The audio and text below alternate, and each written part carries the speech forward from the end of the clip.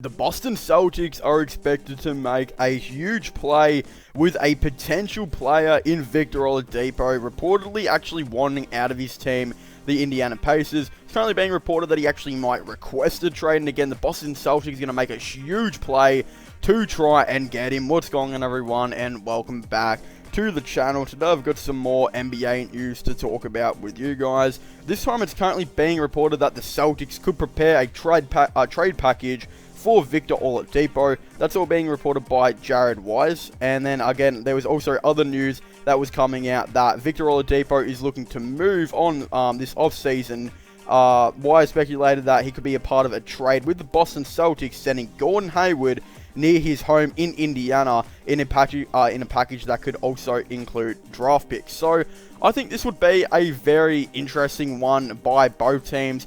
I'm not exactly too sure if this is the player that they should be going after. In my opinion, they should be really going after Miles Turner. So actually what I would potentially do is really try and ask for Miles Turner in a trade package to try and get Victor Oladipo obviously to the team. I would be, going pretty big with this one if I was the Boston Celtics. Currently, they are, I'd say, they are over the salary cap a little bit. I believe Victor Oladipo is on about a $20 million deal or so. He's not on exactly, too much. It was being reported that the Pacers wanted to offer him a 4-year deal worth about $22 million per season, but he actually didn't like that. Reportedly wanted to go on a deal about $25 million and up, I do believe. Again, he's had a lot of injuries, so he's going to have to try and prove that he is, of course, fit enough to be valuable enough to play on a contract like that. While when we look at Miles Turner, he's on a contract that is, I believe, up to about $18 million per season. Now, I would really think the Celtics should be going after both of those players, but of course, there is going to be a huge salary cap issue that would come out of this. Not just that, there is I believe right now that Gordon Hayward is highly expected to pick up his player option, which I believe is about $34.2 million. And again, it was being reported that Gordon Hayward is likely to pick up his $34.2 million player option. That was being reported by Tim Bontemps. So again, it's pretty much safe to say that he would definitely be picking up that. You can't see him really turning down $34 million, especially if the only place he could potentially get traded to is the Indiana Pacers and Los Angeles Lakers. I mean, the Lakers are a contender. Who wouldn't want to go there? And the Indiana Pacers is where he's from. So again, I'm sure he would most likely want to go and play there as well. I've got a couple of nice players here and there. But I feel like the safer option, instead of going out and potentially getting Miles Turner to the team, just based on the fact that I don't feel like they're going to be able to do it contract-wise, if they can go and trade for Victor Oladipo right now, I can't actually remember what his contract is. I believe it's around $20 million or so. So if they can go out and get Victor Oladipo, let's just say they trade Gordon Hayward, probably a first-round pick, and maybe a young player like, who knows, Romeo Langford or someone like that who wasn't really in their rotation. Actually, that's probably a lot to give up for an injured player like Victor Oladipo. It could actually just be, again, Gordon Hayward, a first-round pick, and maybe a couple second-round picks. I'd say that probably gets the deal done, considering Oladipo's worth, we know, has been reported to be not that high, considering all of his injuries. So, again, if the Pacers could even get that out of him for a player that, in Gordon Hayward, that could actually be there long-term, really, because I definitely feel like he could potentially re-sign, especially if they have a nice season with him and TJ Warren, then, again, I think that might be a pretty interesting deal. So what I would do if I was the Celtics is I would do that deal. I wouldn't go out and get Miles Turner, or you would be, I believe, in the worst salary cap situation probably in the NBA. So what I'd do is I'd go out and get Victor Oladipo for that deal that I just mentioned, try and get that done, and I'd actually go out and sign Tristan Thompson. I feel like Tristan Thompson is one of the best cheap centers out there at the moment. I feel like Tristan Thompson will be asking about $10 million or so per season, I believe, from the Cleveland Cavaliers. But I think that even though he'll desperately want to re-sign, I feel like, again, he's very loyal to the Cavaliers, so he's probably not going to want to leave. I feel like if a team like the Boston Celtics was to offer a $8 to $9 million or so sign and trade, again, because they probably wouldn't be able to sign him because of their contracts. They'd have to do a sign and trade. Then I definitely feel like the Cavs and the Celtics would be both up to that. If the Cavs could get 2 second-round picks for a player that wasn't going to re-sign back, then that would be a massive win for the Cavs. Like, they're literally getting something out of nothing. And then if the Boston Celtics could get Tristan Thompson on the cheap price of $8 to $10 million or so per season, then that would actually be pretty insane. Then if we look at that team, that would be one of the most primed teams to win a NBA championship. I'd say they'd be, right along the favorites with the Miami Heat, Golden State Warriors, and Los Angeles Lakers for the next season's championship.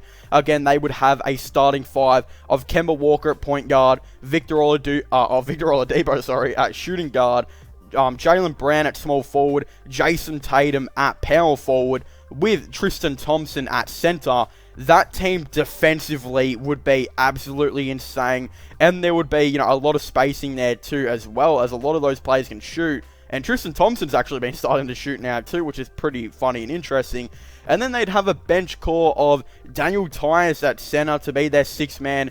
I don't believe Enes Kanter, I don't think they'll re-sign him at all, especially if they get Tristan Thompson to the team, unless they want to bring him back as like a 13th man or something like that, because he probably won't get that many minutes. They'll also have Grant Williams at power forward. I expect Romeo Langford, to be a lot better next season, maybe even have a bigger role. He'll be, the shooting guard shooting guard. Marcus Smart will be the point guard off the bench. The bench would actually finally start to look nice. All they would need now is to go out and get, maybe a backup small forward to potentially come off the bench as well. Then they'd have a real interesting bench and a really nice starting five too. So I feel like that's the move for the Boston Celtics. That would make them, in my opinion, probably the championship favorite. I feel like the Lakers, if they made one more move, they could get back in, contact with, I'd say, the Celtics and Warriors, because both of those teams are supposed to be, again, way better next season. So, again, the Lakers will definitely have some competition. The Heat, who are in the finals right now, are reportedly going to be getting a lot better as well. Well, when it comes to the Indiana Pacers side of things, I believe there is a chance for the Pacers to actually go out there and not really blow up the team, and trade all their assets. But I believe there's a genuine feel at the Indiana Pacers right now that they could rebuild and compete at the same time. Let's look what Oklahoma are doing right now. They got how many draft picks? Like, literally more than 10, I believe. And they are still competing. I believe the Pacers will most likely trade Miles Turner if they trade Oladipo. So again, they will trade Miles Turner. I believe they could trade him to the Pelicans and get a couple of picks out of, him for there. Trade Oladipo, they'll get a couple of picks from the Celtics potentially, whoever wants to trade for him, and maybe a player like Gordon Hayward. And then they could still go into next season with a starting five of Malcolm Brogdon, whoever they have at shooting guard. I don't know if Jeremy Lamb will be available due to his injuries.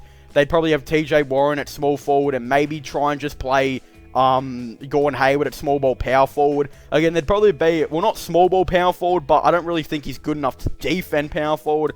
So there could be an issue defensively there. But when you have Domantas Sabonis, all-star Domantas Sabonis as your starting center, and he won't have, the spacing issues that he already had with Miles Turner, then wow, that is a really nice starting five as well. That is still a playoff team in the East, in my opinion. If not, again, I do expect a couple teams in the East to get a lot better.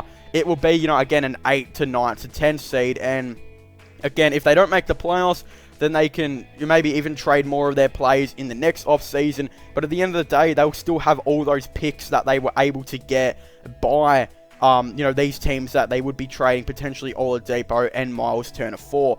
So at the end of the day, it could be a massive win-win for both the Boston Celtics and the Indiana Pacers. Because right now, I don't really feel like the Pacers are going anywhere. And I do feel like there is a chance for them to rebuild on the run while contending and competing. So I feel like that could be a very interesting thing that we could definitely potentially see. But of course, I would really like to hear all of your thoughts and opinions on this down below.